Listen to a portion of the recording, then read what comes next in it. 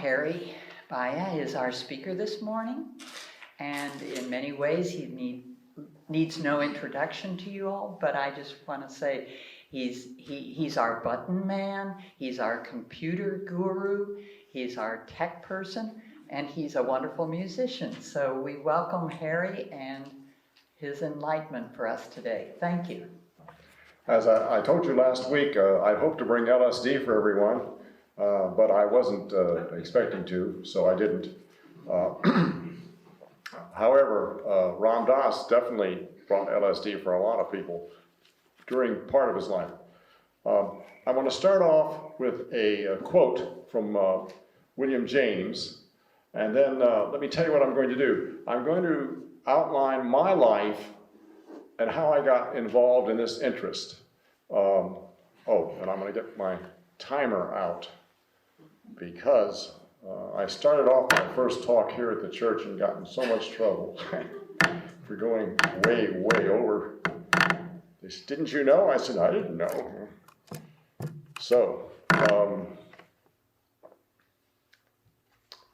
William James wrote, "Your normal waking consciousness, rational consciousness as we call it, is but one special type of consciousness, while all about it, parted from it by the flimsiest of screens, there lie potential forms of consciousness entirely different." I'm an Army brat, so we moved around a lot, but basically I lived a pretty ordinary, normal, middle-class life growing up, and went off to college. And I'll tell you a little bit about that later, because one of the stories here involves my college. Up until my senior year in college, I was a Catholic. I was raised a Catholic. My father was a Catholic from Tampa. My mother was an Episcopalian from Abingdon, but she agreed to let us be raised Catholic. So, and I believed, I didn't think about it, but I believed the whole thing. But while I was in college, I lost that faith and got interested in other things. And in first semester of senior year, I took a course from a man named Houston Smith called Religions of the East. Houston Smith is a reasonably famous man. He wrote a book called Religions of Man, which is one of the main books used for comparative religion. And he brought in all sorts of great speakers into our class.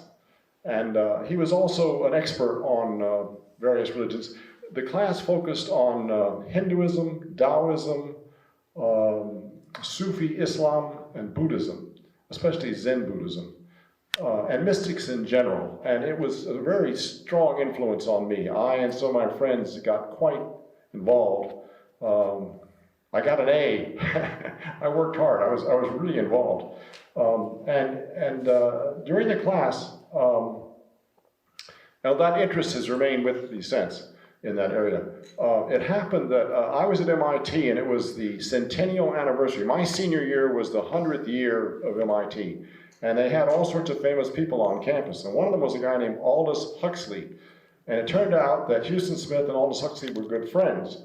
So he came to our class and spoke to us, and we got to speak with him. And he had written a book called The Doors of Perception, which described his personal experience with LSD. And of course, I read that. And so we were all sort of excited about this.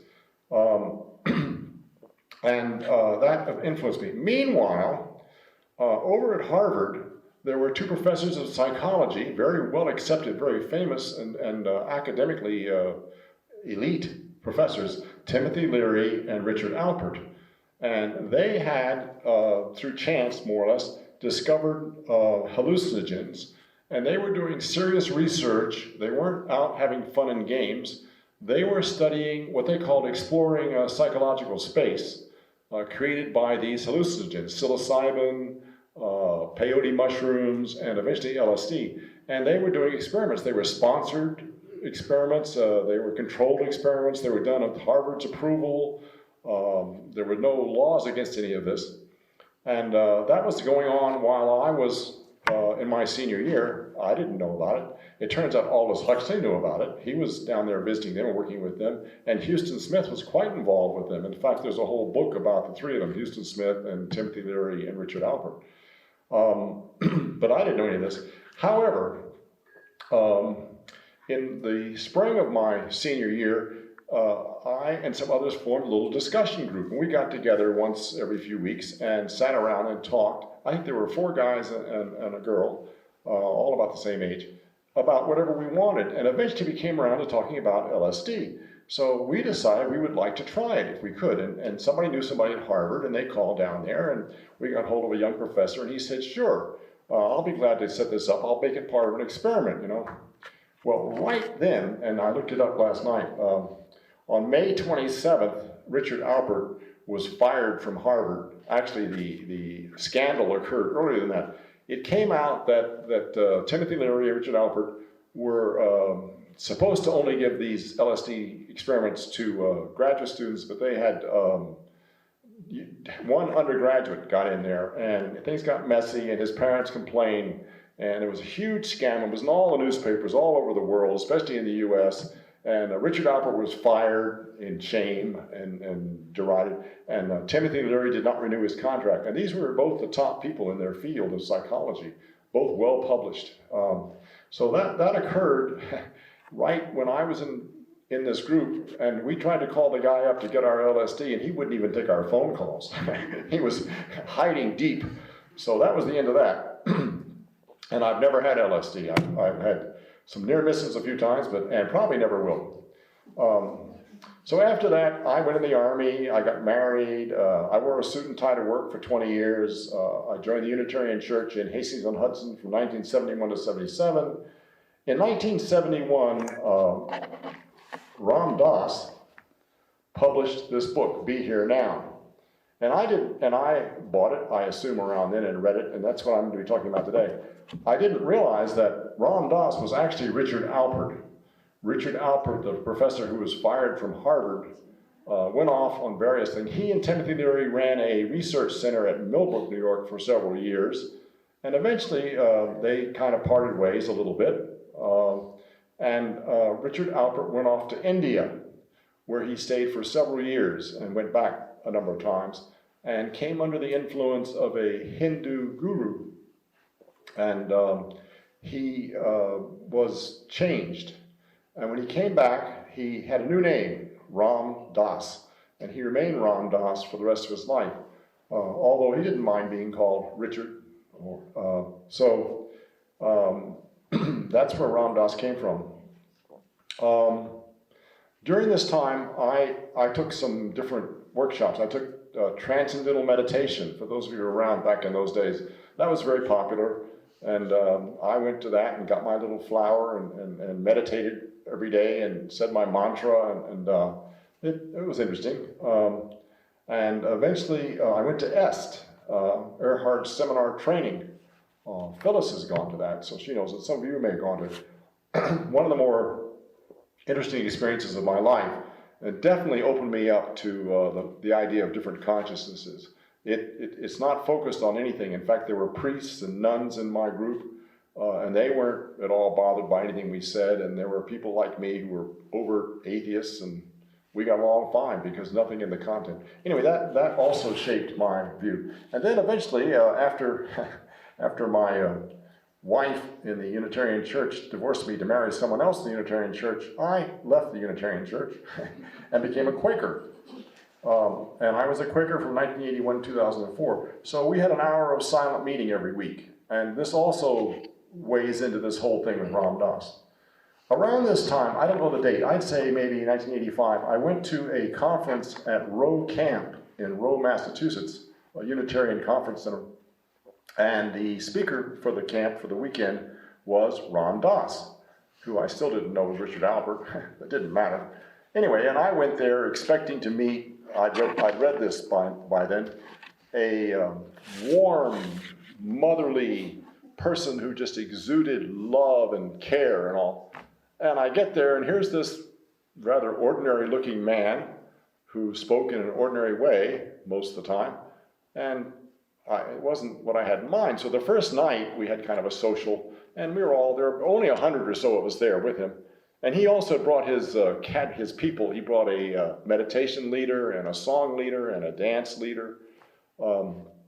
Anyway, we were all chatting, and I bumped into him, and I said, "Oh, I'm glad to meet you." I said, "You're not what I expected." He said, "What were you expecting?" And I told him, and he said, "Well, this is who I am." He said, "And are you here for a reason?" I said, "Well, I'm a seeker." He said, "Oh, okay." He said, "Come here." And he reached out and grabbed me and hugged me. Not hard, not tight, just sort of pulled me up against him, just for maybe 5 seconds. And then he backed off. He said, "You're okay." Then he went off, that was it. So that was interesting. And then I remember that he announced one day, he said, "Today at 4 o'clock there'll be a guided meditation. My meditation leader was a young woman, will be leading it." He said, "If you'd like to be there, please be there." He said, "If you'd rather go out and talk to a tree, I'm not saying that wouldn't be just as good. Do whatever you want. It's up to you." That was his thing. And then the next day he announced that, this afternoon at road camp, we're going to go out in the woods and pick up fallen trees. We're going to clean out the woods down there by the road.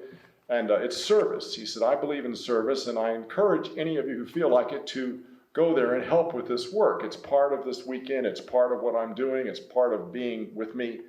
He said, "I'll be out there, and if you'd like to be there, please do. But you're not required, of course." So I went out in the woods, and I thought this is going to be a spiritual experience. I'm doing the service. I'm doing it with Ram Dass, and I'm out in the woods. And I'm off hauling trees out to the road, dead trees. And around me are people with power saws cutting limbs. So here I am in my peaceful meditation mode, and I'm hearing this all around, I thought, this is God, So at one point I hauled a tree out to the road and dumped it there, and Ram Dass came walking down the road. And I said, "Hi." He said, "Hi." And I said, "What do you think of the power saws? How's that go with your plans?" He said, "Couldn't ask for anything better." He said, "If you can hold your spiritual center, your silent space with those power saws going on," he said, "perfect." He said, I would have arranged it if I'd thought about it." So that strikes me. However, the main thing I want to tell you about, let's see how I'm doing here. Wow. He had these sessions. I think there were 3 or 4. It's sort of the sage on the stage thing, He's up on a little platform on a chair, and we, the audience, are all out there, and we can ask him questions, and he responds. Okay, so people were asking questions like, "I'm going through a messy divorce," or "My son is gay," "My wife is addicted to alcohol," you name it, all sorts of issues, and he would just comment and respond. I was really, really impressed, and I'll mention this later. I'd never heard anyone speak the way he was.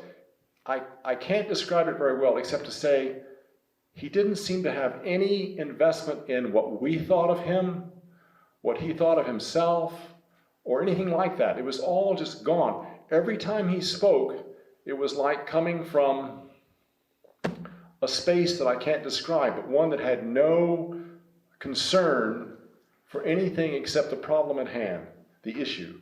And each time he spoke, it seemed you could feel the pressure lighten, and sometimes he interacted a little bit. I went back each time, and each time I thought, this man is in a different space, a different mental space than anything I've ever seen. So that is my background. I'm going to repeat this quote from William James, and then I will go on and I'll tell you what I'll do next. But your normal waking consciousness, rational consciousness as we call it, is but one special type of consciousness. While all about it, parted from it by the filmiest of screens, there lies potential forms of consciousness entirely different. And he goes on to say, we may go through life without suspecting their existence, but apply the requisite stimulus, and at a touch they are there in all their completeness, definite types of mentality which probably somewhere have their field of application and adaptation. No account of the universe in its totality can be final, which leaves these other forms of consciousness quite discarded. How to regard them is the question, for they are so discontinuous with ordinary consciousness. So Ram Dass is talking about this kind of consciousness. So, I'm going to first do my best to tell you about my understanding of what Ram Dass was trying to tell us. And then I'll read quotes from Be Here Now. Be Here Now was published in 1971, written by Ram Dass. It was in many ways the first strong introduction of the whole Eastern religion, Hinduism, Buddhism, Taoism, Sufi, to the US. I mean, not that there hadn't been streams coming in all along, but this was the major flood. After this, it became very, very common. A lot more gurus came over from India, various things. But this is the book, and the center of the book is all handset type with drawings and various quotes and things. And that's what I'll be reading from. So it's a strange book, but it sold very well and it's still popular. He's published many other books since then. So I want to give you fair warning that there are a few problems in my trying to tell you Ram Dass's point of view. The first problem is that he states very clearly that what he wants to communicate cannot be put into words. It does not fit into normal rational minds. The second problem is basically that I don't know what I'm talking about. But Ram Dass has had experiences of the kind of consciousness he writes about. I have had only glimmerings. I am trying to tell you about something I have not experienced. Before we go any further, I want to acknowledge that this and my perspective is that each of us is on the path toward higher levels of consciousness. Whether you are aware that you are on the path or not does not matter. You may become more aware by meeting someone further along the path. I had this experience when I was exposed to Ram Dass. I will first try to summarize my understanding of what we are seeking, and then I'll read some quotes from Be Here Now. I will say, I think, rather than we think. Rather than saying, we all live in a state of consciousness that is mostly words bubbling away in our minds, I will say, I live in that state. But I want you to consider whether you might be included in what I'm saying. I live in what I think of as ordinary reality. I perceive the world through words in my conscious mind. I'm kind of talking to myself all the time. Like right now, I'm saying that I am reading this to you. I think of this as rational, sane, and appropriate. It's difficult for me to think any other way. Be Here Now suggests that this is an illusion. The person talking in my head is only part of me. It happens that I am so closely identified with that person that it is essentially the master of my world. The book suggests that I can become an observer of that kind of consciousness. As I move toward being that observer, I will realize that my rational verbal self is better seen as my servant than my master. The self that I become will still have full access to that servant, so I can go on living my life, doing my job, dealing with ordinary reality. Ram Dass suggests that as my consciousness moves in that direction, I approach a state of mind in which I am one with all beings. I become aware that I and every conscious being is one entity. We call that entity the universe, or reality. Here is one of the tricky, I really can't explain it, parts of this. Somehow, the book says, when I really break free from my very strong attachment to this verbal rational self, I will actually become more aware of the reality I am in. At one point, Ram Dass says something along the lines of, you cannot become enlightened. To become enlightened, that you has to die. You have to die and be reborn. Sound familiar? The entire area is rife with paradoxes. Here's one. As long as I desire to be enlightened, I won't be. Once I give up that and other desires, I will have what I've been seeking. Buddha gave messages about our desires being the cause of all our suffering. Once I let go of my desires, my attachments, I can experience more fully what it is to be alive. Somehow, by becoming more detached, I will become more involved. Now, how do I do that? More paradoxes. From one point of view, I can't. I am on the path to enlightenment, and I will do whatever I do regardless of my hopes and intentions. The word surrender comes up a lot. Once I surrender myself to being on the path without any attempt to control or influence my progress, my potential for progress will increase. Go figure. I think that's enough. Now I'll read the quotes. I want to explain to you that the quotes are taken out of context. I went through this book and just picked out quotes that I thought were great. However, they're like little jolts and standing all by themselves. Some of them are pretty weird. But so try and keep that in mind. Transcend your ego. Become cosmic consciousness. We watch the entire drama that is our lives. We watch the illusion with unbearable compassion.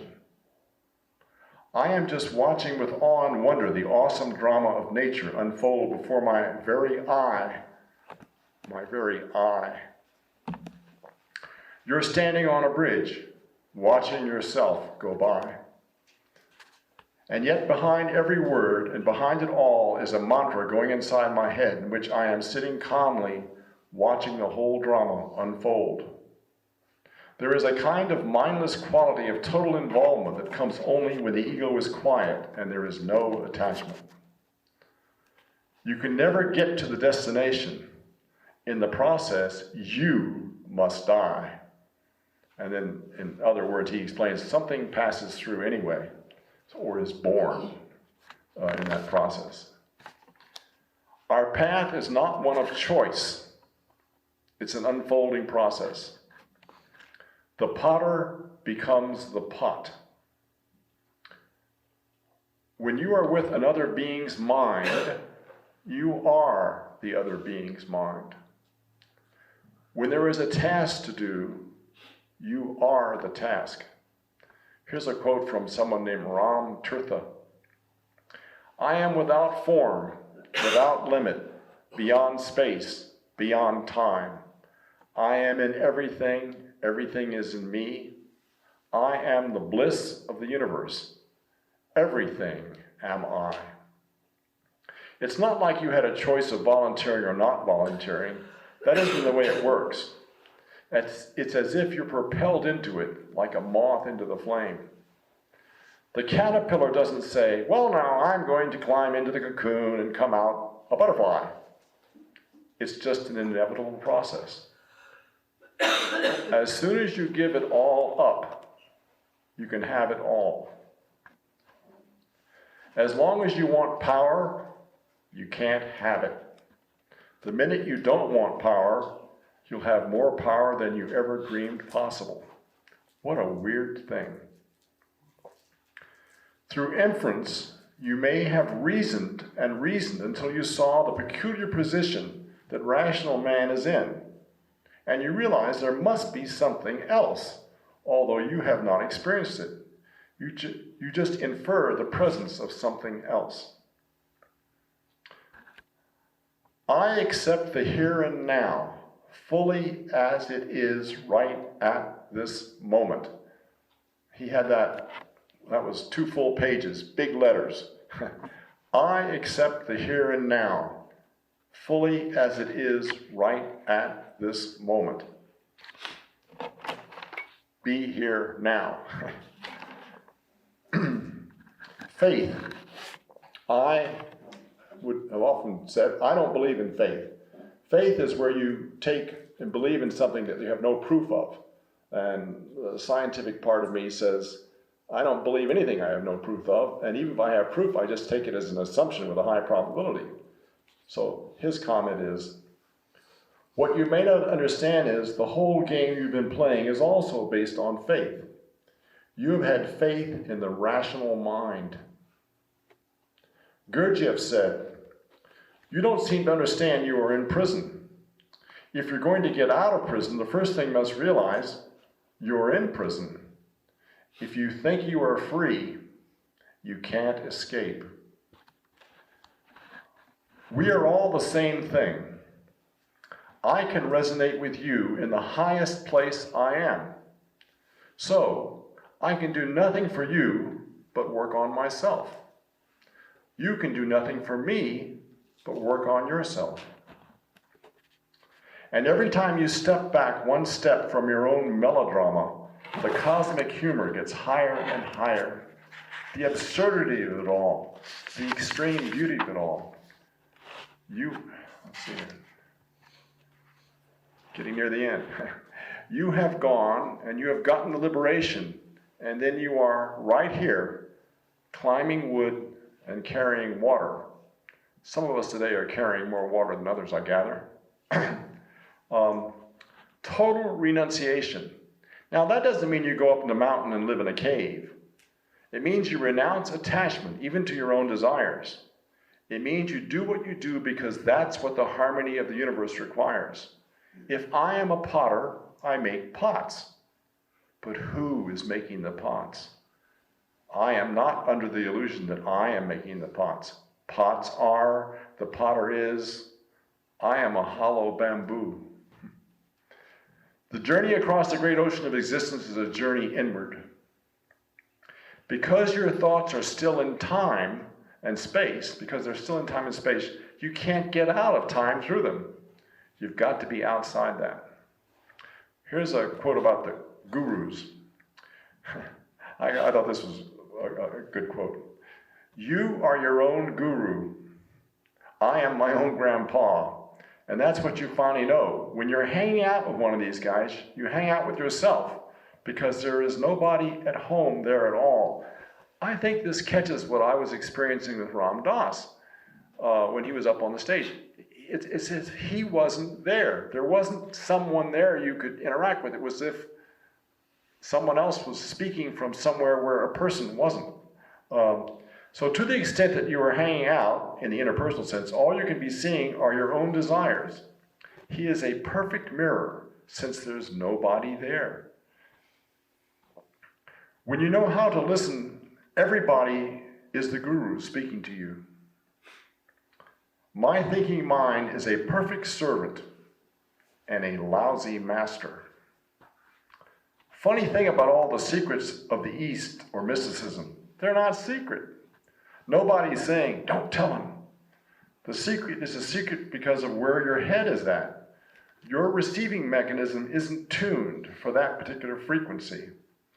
At one point he mentions that the hymns that you see in Christian hymnals and all this ecstasy stuff, he said, those people who wrote those words were living the experience I'm describing. They were expressing a reality. It's not all just crazy stuff. Or at least not crazy when you're there. And he often quotes Jesus' parables, unless you be born again, or unless you become a child.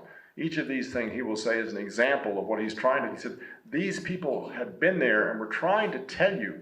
They were telling you the secrets. However, the problem is that your tuning mechanism wasn't tuned for that particular frequency. Whenever you're ready, you'll hear the next message. It's always available. The handwriting is always on the wall. The question is, can you see it?